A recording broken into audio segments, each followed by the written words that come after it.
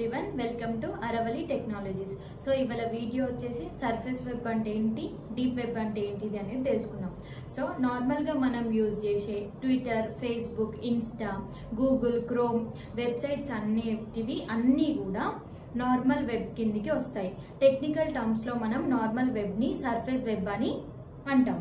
Surface web అనేది అందరికీ అవైలబుల్గా ఉంటుంది. సర్ఫేస్ వెబ్ అందరూ కూడా యూజ్ చేయొచ్చు. సో సర్ఫేస్ వెబ్లో ఓన్లీ 4 to 5% మాత్రమే ఉంటుంది. మిగతా 95% ఏముంటుంది అనేది పీపుల్కి ఎవరికి తెలీదు. సో అసలు 95% ఏంటి, అసలు ఏముంటుంది? మనం డైలీ యూజ్ చేసే ఇంటర్నెట్ సర్ఫేస్ వెబ్లో చాలా నెంబర్ ఆఫ్ వెబ్సైట్స్ అనేటివి ఉంటాయి. సో ల్యాక్ ఆఫ్ వెబ్సైట్స్ అనేటివి ఉంటాయి. సో మనం ఈవెన్ కౌంట్ కూడా చేయలేము ఆ వెబ్సైట్స్ని. ఇంటర్నెట్లో 3 పార్ట్స్ అనేటివి ఉంటాయి. ఫస్ట్ వన్ వచ్చేసి surface web, and second one is deep web, and third one is dark web. So deep web గురించి తెలుసుకుందాం. నార్మల్గా డీప్ వెబ్ అంటే ఏంటి? సో డీప్ వెబ్ని నార్మల్గా గూగుల్, క్రోమ్ వెబ్సైట్స్ యూజ్ చేసి మనం డీప్ వెబ్ని యాక్సెస్ చేయలేము. సో డీప్ వెబ్ని యాక్సెస్ చేయాలంటే మనకి వేరే బ్రౌజర్ అనేది అవసరం. సో డీప్ వెబ్లో ఏముంటుంది? డీప్ వెబ్లో అనానిమస్ అనేది ఉంటుంది. అసలు అనానిమస్ అంటే ఏంటి? సో అనానిమస్ అంటే మన ఐడెంటిటీ కానీ మన అడ్రస్ అనేది హైడ్ అయి ఉంటుంది. సో మనము డీప్ వెబ్ అనేది యూజ్ చేసేటప్పుడు మన ఐడెంటిటీ అనేది ఎవరికి కనిపించదు. కాబట్టి డీప్ వెబ్ అనేది safe and secure. So deep వెబ్లో సేఫ్టీ అండ్ సెక్యూరిటీ, ప్రైవసీ అనేది చాలా ఎక్కువ ఉంటుంది. నార్మల్గా సర్ఫేస్ వెబ్లో ప్రైవసీ అండ్ సెక్యూరిటీ అనేది చాలా తక్కువ ఉంటుంది. నార్మల్గా డీప్ వెబ్లో ఓన్లీ ఇల్లీగల్ యాక్టివిటీసే జరుగుతాయని పీపుల్ అజంప్షన్, బట్ అది నిజం కాదు. డీప్ వెబ్ అనేది అనానిమస్ కాబట్టి డీప్ వెబ్ మీరు యాక్సెస్ చేసినప్పుడు మీరు అందులో ఏం చేస్తున్నారు, ఏం సెర్చ్ చేస్తున్నారు, ఆర్ ఎల్స్ ఏం సేల్ చేస్తున్నారు, ఆర్ ఏం బై చేస్తున్నారు అనేది ఎవరికి కనిపించదు. అండ్ వన్ మోర్ థింగ్, మళ్ళీ ఎవరైతే అవి షేర్ చేస్తున్నారు, ఎవరు పోస్ట్ చేస్తున్నారు, ఎవరు సేల్ చేస్తున్నారు అనేవి కూడా మనకు కనిపించవు డీప్ వెబ్లో. నార్మల్గా మనం కూడా డీప్ వెబ్ అనేది యూజ్ చేస్తాం, బట్ అది ఎలా యూజ్ చేస్తాం అనేది మనకు తెలీదు. సో నార్మల్గా ఏవైనా వెబ్సైట్స్ అనేవి మనం లాగిన్ చేస్తాం కదా. సో ఆ లాగిన్ చేసినప్పుడు మనం యూజర్ నేమ్స్, పాస్వర్డ్స్ అనేటివి ఇస్తాం, కానీ పాస్వర్డ్ అనేది కనిపించదు. సో పాస్వర్డ్ని మనం టైప్ చేసేటప్పుడు అది స్టార్స్గా కానీ లేదంటే డాట్స్ రూపంలో అనేది మనకు చూపిస్తుంది. రిలేటెడ్ అయిన యూజర్ నేమ్స్ కానీ పాస్వర్డ్స్ అనేటివి డీప్ వెబ్లో స్టోర్ అయ్యి ఉంటాయి. పాస్వర్డ్ అనేది ఎంటర్ చేస్తున్నామంటే మనం కూడా డీప్ వెబ్ని యాక్సెస్ చేస్తాము అని అర్థం. డీప్ వెబ్లో ప్రైవసీ అండ్ సెక్యూరిటీ అనేది ఎక్కువ ఉంటుంది కాబట్టే మన డీటెయిల్స్ కానీ యూజర్ నేమ్, పాస్వర్డ్స్ అనేటివి డీప్ వెబ్లో స్టోర్ చేస్తాము.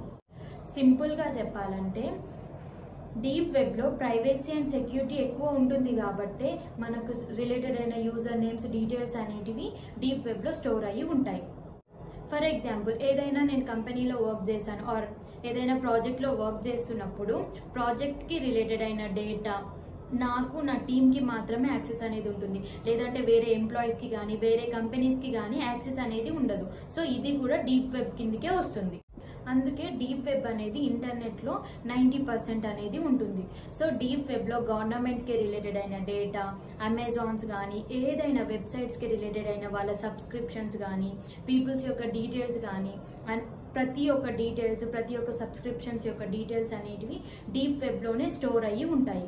సో వాళ్ళు ప్రైవసీ అండ్ సెక్యూరిటీ ఎక్కువ ఉంటుంది కాబట్టి డీప్ వెబ్లోనే సెక్యూర్ చేసి పెట్టుకుంటారు. సో మోస్ట్లీ డీప్ వెబ్ని ప్రైవసీ అండ్ సెక్యూరిటీ పర్పస్ మాత్రమే యూజ్ చేస్తారు. సో డీప్ వెబ్లో చాలా ఇల్లీగల్ యాక్టివిటీస్ అనేటివి జరుగుతాయి. డీప్ వెబ్ని యాక్సెస్ చేయాలంటే మనకి వేరే బ్రౌజర్స్ అనేటివి కావాలి.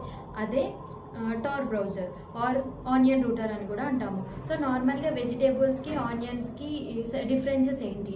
ఆనియన్ అనేది మల్టిపుల్ లేయర్స్ అనేటివి ఉంటుంది కాబట్టి ఇలానే టార్ బ్రౌజర్ డీప్ వెబ్ని యూజ్ చేయాలంటే మనం మల్టిపుల్ లేయర్స్ అనేటివి చేయాలి. సో మల్టిపుల్ లేయర్స్ అనేటివి మనం యూజ్ చేసినప్పుడు మన ఐడెంటిటీ అనేది స్కిప్ అవుతూ ఉంటుంది. సో చేంజ్ అవుతుంది. సో చేంజ్ అయినప్పుడు మన ఐడెంటిటీ అనేది ఎవరికి కనిపించకుండా సెక్యూర్గా మన ఐడెంటిటీ అనేది ఉంటుంది. కాబట్టి అప్పుడే మనం టార్ బ్రౌజర్ని యూజ్ చేసుకొని మనం డీప్ వెబ్ని యాక్సెస్ చేసుకోవచ్చు. డీప్ వెబ్లో మన ఐడెంటిటీ అనేది చాలా సెక్యూర్గా ఉంటుంది కాబట్టి చాలా క్రిమినల్స్ అనే వాళ్ళు యూజ్ చేస్తారు ఈ డీప్ వెబ్ని. ఎందుకు? వెపన్స్ కానీ, డ్రగ్స్ కానీ, హ్యూమన్ ట్రాఫికింగ్ కానీ, లేదంటే మన ఆర్గన్స్ని కానీ సేల్ చేయడం ఇలాంటివన్నీ మనకి డీప్ వెబ్లోనే జరుగుతాయి. క్రిమినల్ యాక్టివిటీస్ అనేటివి చేయడానికి డీప్ వెబ్ని ప్లాట్ఫామ్గా క్రిమినల్స్ అనేవాళ్ళు యూజ్ చేస్తారు. డీప్ వెబ్లో చాలా హ్యాకర్స్ ఉంటారు. ఏం చేస్తారు హ్యాకర్స్? తక్కువ అమౌంట్కే మన బ్యాంక్ డీటెయిల్స్ కానీ, మన డేటాని కానీ, లేదంటే మన ఇన్స్టాగ్రామ్ అకౌంట్ యూజర్ నేమ్ డీటెయిల్స్ని కానీ వేరే వాళ్ళకి లీక్ చేయడం, వేరే వాళ్ళకి అమ్మేయడము, సేల్ చేసేయడము, ఇలాంటివన్నీ హ్యాకర్స్ అనేవాళ్ళు తక్కువ అమౌంట్కే చేస్తారు.